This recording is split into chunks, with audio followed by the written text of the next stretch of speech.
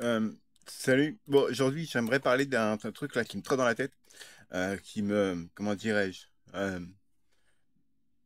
me pousse dans mes retranchements émotionnels. C'est que j'essaye de comprendre en fait comment les particules élémentaires, de quoi elles sont faites.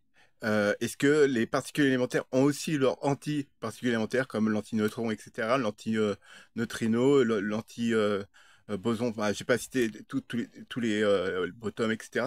J'ai pas à dire tous les noms qu'il y a dedans, et qu'il y en a même que je me souviens pas le nom. Il y a Munich, etc., etc. Enfin, électronique et tout. Enfin bref. Et donc je me posais la question, mais sur Terre, on voit les choses, la matière, on peut la toucher, on peut c'est palpable quoi. Et la question que je me pose, c'est est-ce qu'il n'y aura pas comment dirais-je, euh, une anti-Terre, si je puis dire, un anti-univers en fait qui serait comme l'intrication quantique, qui serait lié au nôtre, mais qui vibrerait dans des fréquences différentes, mais qui serait intrinsèquement lié au nôtre par justement l'intrinsècation quantique, parce que chaque particule, quand on prend exactement la même particule et qu'on la met à l'autre bout de l'univers, on la touche et il y a une réaction qui se passe de l'autre côté. Donc pourquoi pas dans un effet on touche une particule dans notre monde et il y a une réaction dans l'antimatière, le monde antimatière en fait de notre qu'on peut pas voir vu qu'il vibre pas dans la même vibration et il est pas dans le même, je peux dire dimension en fait. Pas dimension, je veux dire par là, c'est qu'il vibre à une fréquence qu'on peut pas voir en fait. Euh, c'est comme bon après c'est vrai que les particules élémentaires on peut les voir, mais par exemple un antineutron, on l'a jamais vu, mais on sait qu'il existe. Il existe forcément. Comme Einstein disait, il y a toujours un opposé qui existe en fait. Toute matière a son opposé. Donc il y a bien l'anti-hydrogène, etc. C'est-à-dire le tableau périodique, il y a aussi il y a aussi l'inverse. C'est-à-dire qu'en gros, si on mettait une particule, mettons, anti-hydrogène avec une partie hydrogène positive, si je puis dire, si on les met ensemble, eh ben, ça s'annulerait en fait, ça créerait une charge euh, qui s'annulerait en fait, sûrement dans un flash de lumière. Peut-être que je me trompe. Mais une chose est sûre, c'est que si on arrive à créer justement des particules précises anti-hydrogène, etc., bon, ça aura pour l'instant, c'est qu'hypothétique. Et puis, si on arrive à en produire, quel usage on va en faire? La meilleure chose, ce serait de créer de l'énergie. Mais on sait très bien que l'homme, euh, des fois, il n'est pas dans sa plus grande sagesse, tu vois, avec la science. Des fois, la science avance trop vite par rapport à la sagesse de l'homme et il y a des probabilités que l'homme utilise pour créer des bombes ou des choses comme ça. Donc, imaginez une bombe d'antineutrons ou d'antiprotons, par exemple. Ce serait dévastateur, en fait. Euh, et donc, la question que me taraude, quand est-ce qu'on va réussir à créer une équation qui sera viable pour expliquer la physique quantique et la physique normale, enfin, je veux dire, la mécanique quantique, enfin, comment ça s'appelle, que je dis pas de bêtises, la physique, quoi, la physique et la physique quantique, quoi, enfin, tout ce que ce qui lie la matière à ce qui est, on va dire, l'antimatière en quelque sorte. Euh, et je pense que si on arrive à découvrir ça, on pourrait peut-être prédire des choses qui se passeraient dans le futur, par exemple. Ça, c'est des probabilités, mais après, est-ce que mes pensées sont justes? Je sais pas. Mais euh, je pense que si on a suffisamment de connaissances dans quelque chose, on peut prédire le futur d'un événement de quelque chose. Enfin, et quand on voit par exemple l'intelligence artificielle avec tous les datas, par exemple, tous les datas qu'elle va récupérer sur les réseaux sociaux, ça se trouve, il est probable que cette intelligence artificielle prédire, si on utilise les réseaux sociaux bien sûr, euh, ce qu'on va faire en fait, de nos préférences, de ce qu'on aime, etc.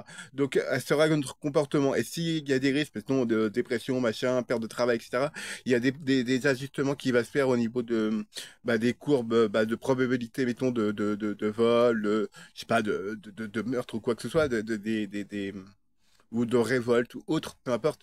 Enfin, en gros, et pourrait prédire en fait l'état émotionnel et ce que la personne va y faire. S'il y a suffisamment d'informations et de data en fait. C'est pour ça que d'ailleurs les data sur tous les réseaux sociaux, ça vaut de l'argent parce que bah, c'est surtout utilisé dans la publicité, mais pour l'IA, c'est autre chose. Là, ça peut aller beaucoup plus loin en fait. Euh, Après, prédire sur des années et plusieurs années, ça je pense pas, mais prédire sur plusieurs jours, ça je pense que c'est possible. Euh, Peut-être à l'heure actuelle, mais ça doit être très minoritaire. Pour l'instant, ça doit être le balbutiement, ça doit être le début. Euh, mais disons que bah, l'être humain, on peut pas le quantifier en fait. Donc même si on met la meilleure intelligence artificielle qui va tout prédire, l'être humain est, comment dire, je dirais pas faillible, mais n'est pas, comment dire, il suit pas forcément une logique. Des fois, il peut avoir une émotion, ce qu'une machine n'a pas. Alors que l'IA, elle va faire tout ce qui est logique, rationnel, alors que nous, on fonctionne à l'émotionnel, mais aussi à l'intellectuel. Donc, c'est ce qui va nous différencier, en fait, de l'intelligence artificielle. Et c'est ça qu'il faut pas oublier, c'est que même si on arrive à créer une intelligence qui arrive à passer le test de Turing, euh, et vraiment réussir et peut décrire les émotions, etc. La question éthique se pose. Dans le sens, c'est quelque chose qui s'est créé, plein de codes qui s'est entremêlé et qui a créé un code que nous-mêmes, on comprendrait même plus parce que c'est la machine qui aura créé son propre code, en fait, tellement que c'est complexe. Et à partir de là, qu'est-ce qui va se passer? Et bah, il y aura des pros robots, etc. Mais bon, je sais, je pars dans plusieurs domaines, dans plusieurs directions. Mais la question à se poser, est-ce qu'il faut leur donner des droits? Et on revient même sur le même film bah, qu'on peut voir sur A Robot, où justement il avait vraiment une conscience. En fait, il y a même eu aussi un film comme ça, avec un avion qui s'était pris, un avion de chasse qui s'était pris un coup d'éclair. Et en se prenant un coup d'éclair, son module est devenu, il y a eu une intelligence artificielle qui s'est créée. Et bah, en fait, il devient un peu, il a sa personnalité, il va genre télécharger toutes les musiques qu'il y a sur Internet juste pour les avoir, pour s'amuser et tout quand il vole. Enfin, je sais plus le nom du film, mais ce que je veux dire, c'est que la question que ça va se poser, c'est est-ce qu'après ce sera des individus? Donc,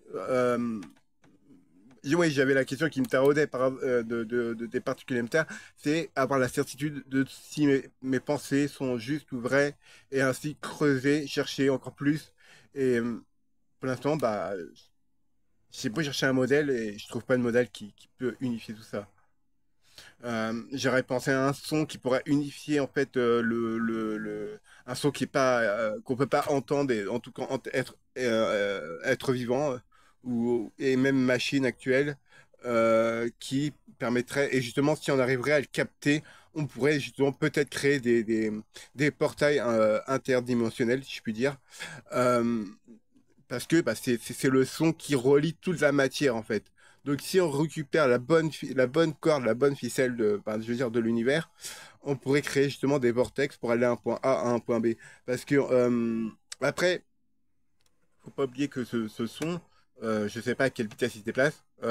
Le plus probable ce serait celui-là de la vitesse de la lumière, mais dans ce cas-là, on arrive sur les neutrons, donc même les positrons, enfin on peut utiliser de la lumière de positrons, etc. Mais ça, la lumière en elle-même, qui est un électron, euh, on dit que rien va plus vite que la vitesse de la lumière. Mais si on arrive à trouver ce son-là, on pourrait aller justement plus vite de la lumière parce qu'on pourrait courber en fait sur la matière. Mais je sais, je vais essayer très loin dans les pensées. Mais on pourrait courber en, fait, en quelque sorte la galaxie et on pourrait justement, au lieu que ça nous prenne, je sais pas, 10 années-lumière, bah, ça va nous prendre, mettons, une année-lumière ou peut-être même pas moins que ça, tu vois. Euh, Ça va tellement se courber en fait, mais après, quelle énergie on va utiliser? Parce qu'à mon avis, il va y avoir une énergie énorme pour récupérer ce petit son, ce petit quelque chose, tu vois, qu'on sait même pas s'il existe en fait. C'est comme le graviton. On a des hypothèses qu'il existe, mais il n'a pas été prouvé encore. On peut pas porter un graviton, quoi, pour l'instant. Donc voilà. Je sais pas s'il y a des gens qui se posent ce genre de questions, mais ça mérite d'être creusé et je sais que je suis beaucoup, un peu moins en ce moment, mais je suis aussi, enfin, je suis Aurélien Barraud, mais moi, j'aimerais plus de trucs techniques, en fait, plus niveau mathématique aussi. Parce que j'ai besoin de comprendre, en fait, euh, exactement comment et pourquoi. Parce que si, il n'y a qu'une formule mathématique qui peut dire ça. C'est bien de parler de lois, de machin, et de les comprendre. Mais certaines avancées mathématiques, par exemple, où lui, il en est. Qu'est-ce qu'il calcule pour essayer pour trouver dans quelle direction il a choisi pour s'attaquer à ce problème. Je sais qu'il est dans la physique des particules, m- mais je pense que c'est pas incompatible avec ce que je recherche en fait, d'initier. Je pense que tout scientifique en physique quantique cherche justement à faire cela. Je sais pas si c'est dans le truc de prix Nobel ou quoi que ce soit, mais peu importe, ça c'est pas l'important. L'important c'est ce qu'on va en faire après.